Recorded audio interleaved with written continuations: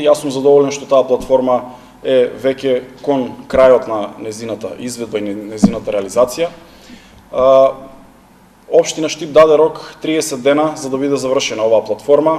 Тоа се случи пред неколку денови, така што очекувам за 30 дена оваа платформа да биде готова во функција. Таму во моментот се постуваат рабници, се прават сите дополнителни градежни зафати, ќе биде поставен асфалтен слој, ќе бидат поставени огради, канделабри, со што ќе биде финализирана оваа платформа. Ние ја инвестиравме затоа што сметавме дека општина Штип треба да добие паркинг простори за граѓаните, не за никакви инвеститори или за одредени објекти кои што ги има во градот. Таа платформа ќе биде за градот.